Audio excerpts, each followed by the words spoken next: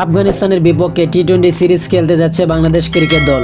তাহলে আফগানিস্তানের বিপক্ষে বাংলাদেশ দলে কি বড় কোনো পরিবর্তন হবে কিনা বিস্তারিত প্রতিবেদনে।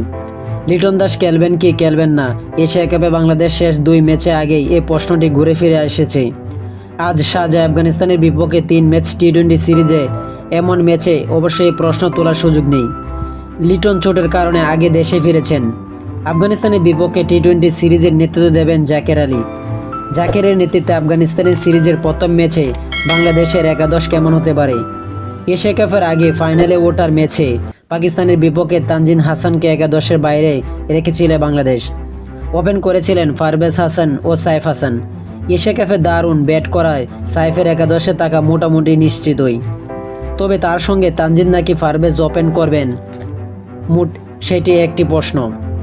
তবে আফগানিস্তানের বিপক্ষে আজ একাদশে ফিরতে পারেন তানজিম। এশিয়া কাপে আফগানিস্তানের বিপক্ষে 50 করেছিলেন, তেমন কিছু দেখা গেলে পারভেজ ব্যাটিং করবেন তিনি। এশিয়া কাপে পাকিস্তানের বিপক্ষে সুপার 4 ম্যাচে 3 খেলেন তৌহিদ হৃদয়, 4 মেহেদী হাসান, 5 নুরুল হাসান। এই ব্যাটিং অর্ডার বেশ সমালোচিত হয়েছিল। হৃদয়কে তাই দেখা যেতে পারে 4, 5 নামতে পারেন জাকের, 6 শামীম হোসেন। উইকেট কিপার নুরুল বাদ পড়তে পারেন দল থেকে। অফ স্পিনার মেহেদী হাসানের জায়গায় আজ দেখা যেতে পারেন নাসুম আহমেদকে। বাঁহাতি স্পিনার লোয়ার অর্ডারে ব্যাট করতে পারেন। লেগ স্পিনার রিশাদ হোসেন তো আছেনই। পেস বোলিংয়ে মুস্তাফিজুর রহমান, সঙ্গে থাকবেন তাসকিন আহমেদ ও তানজিন হাসান সাকিব। তবে এশিয়া কাপে কয়েক আগে বেশ শেষ হওয়ায় পেশাদের একটু বিশ্রাম দিতে পারেন দল।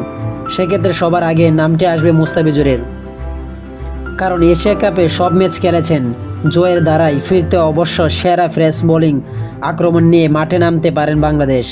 শারজায় আজ সিরিজের প্রথম টি-20 শুরু হবে বাংলাদেশ সময় রাত 9টায়। তো আশা করি যারা টি স্পোর্ট গেলে চ্যানেলটি সাবস্ক্রাইব করেন, সবাই টি স্পোর্ট গেলে চ্যানেলটি সাবস্ক্রাইব করবেন। ভিডিও ভালো লাগলে লাইক অ্যান্ড শেয়ার কমেন্ট করবেন। ধন্যবাদ সকলকে।